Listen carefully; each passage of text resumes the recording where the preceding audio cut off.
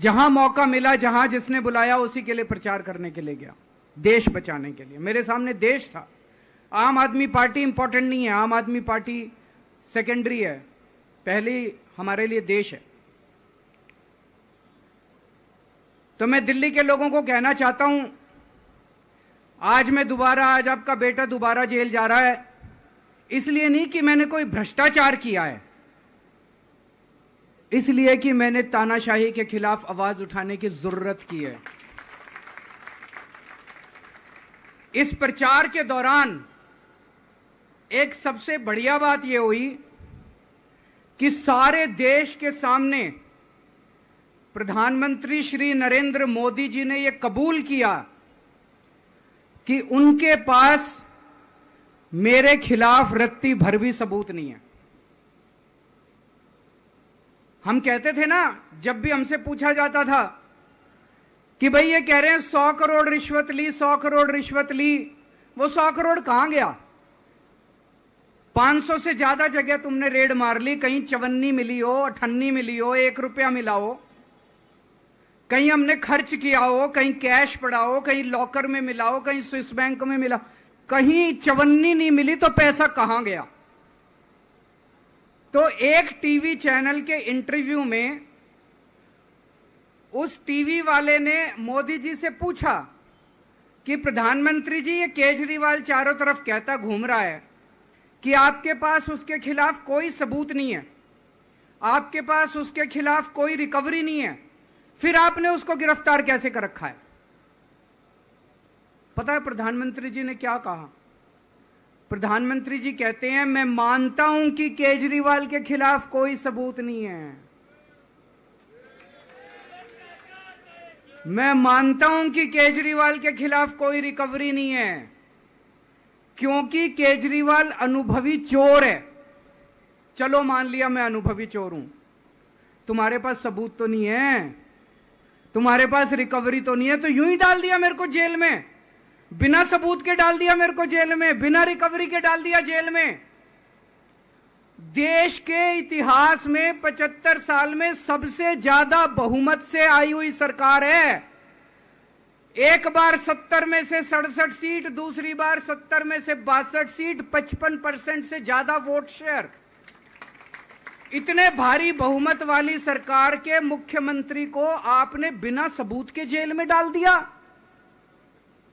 यही तो तानाशाही है कि जिसका मन करेगा मैं उसी को जेल में डाल दूंगा, जिसका मन करेगा उसी को जेल में डाल दूंगा। और पूरे देश को मैसेज दे दिया कि अगर मैंने केजरीवाल को फर्जी केस में जेल में डाल दिया तो तुम्हारी तो औकात ही क्या है, किसी को भी पकड़ के जेल में डाल दूंगा।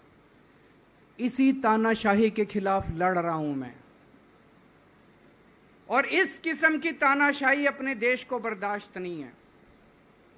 भगत सिंह ने कहा था ना कि जब सत्ता तानाशाही हो जाए तो जेल जिम्मेदारी बन जाती है, सबकी जिम्मेदारी है जेल में जाना, इसके खिलाफ आवाज उठाना। भगत सिंह के चेले हैं। भगत सिंह देश को बचाने के लिए, देश को आजाद कराने के लिए जेल गए थे। भगत सिंह देश को आजाद कराने के लिए फांसी पे चढ़े थे। हम देश को बचाने के लिए जेल जा रहे हैं। इस बार जब जा रहा हूं, मुझे नहीं पता अब मैं कब वापस आऊंगा, मुझे नहीं पता ये क्या करेंगे मेरे साथ जेल में, लेकिन मुझे कोई परवाह नहीं है, जो मर्जी करें। अगर भगत सिंह फांसी पे चढ़ गए, मैं भी फांसी पे चढ़ने के लिए तैयार हूं। मेरे शरीर का एक एक कतरा इस देश के लिए है, मेरे शरीर के खून की एक एक बूंद इस देश के लिए है, मेरे जीवन का एक एक पल देश के लिए है।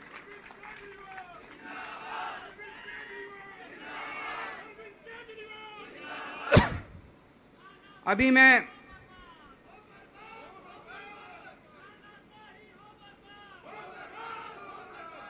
अभी राजघाट गया था सभी साथियों के साथ।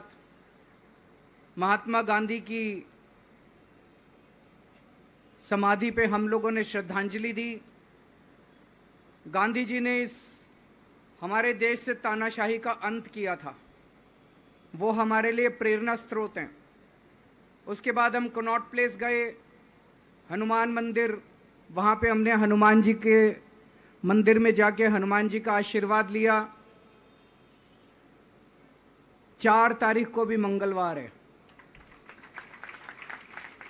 भली करेंगे बजरंग बली, करेंगे कि नहीं करेंगे? बोल बजरंग बली की। इनका नाश करेंगे, तानाशाहों का नाश करेंगे। अपने को किसी व्यक्ति विशेष से अपनी कोई दुश्मनी नहीं है, अपनी दुश्मनी तानाशाही से है। तानाशाही बर्दाश्त नहीं है अपने को। तो 4 तारीख को भी मंगलवार है और बजरंग बली का मेरे ऊपर, पार्टी के ऊपर बहुत आशीर्वाद है, देश के ऊपर बहुत आशीर्वाद है।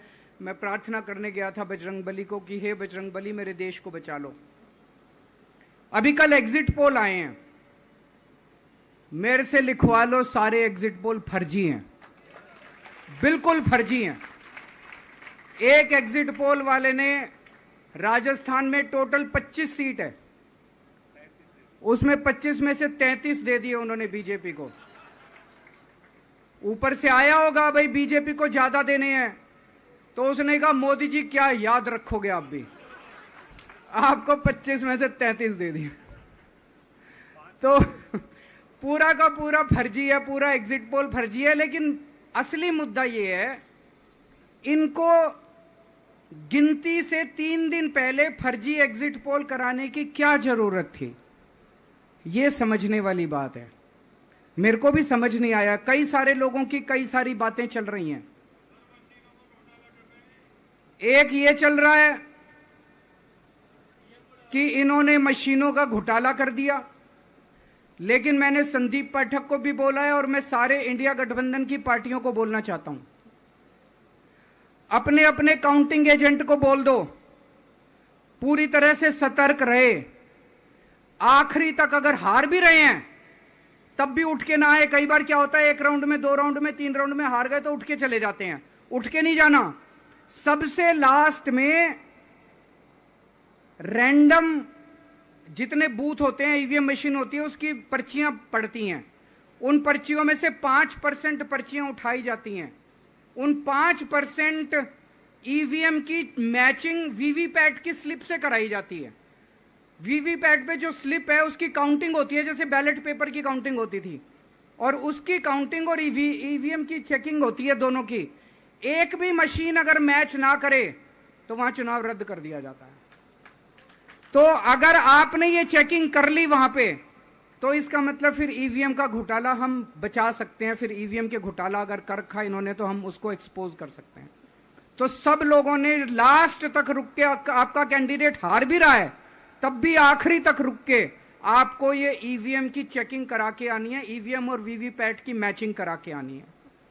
एक थ्योरी ये चल रही है कि इन्होंने इतना ज्यादा सीटें इसलिए दिखाई क्योंकि इनके लोगों ने शेयर मार्केट में इन्वेस्ट कर रखा है, और कल जब शेयर मार्केट खुले तो बम्पर होगा, तो ये अपने शेयर बेच बाच के खुद तो निकल लेंगे। बाकी एक थ्योरी ये चल रही है कि अफसरशाही पे दबाव डालने के लिए अगले 3 दिन में अफसरों से उल्टे सीधे काम कराने के लिए एक माहौल बना दिया गया।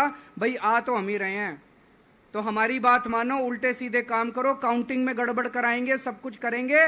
लेकिन फिर से मैं कह रहा हूं, अपने को, अपने काउंटिंग एजेंट, एआरओ, सब आरओ, सब लोगों को अपने को ट्रेन करके भेजना है और अपने को चौकन्ना रहना है।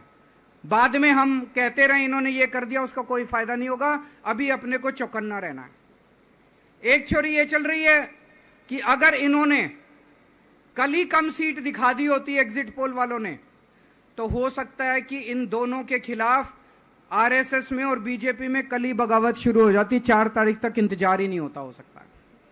तो कई सारी थ्योरी चल रही हैं, लेकिन अपने को सतर्क रहना है, चौकन्ना रहना है। मेरा अपना मानना है कि 4 तारीख को इनकी सरकार नहीं बन रही है।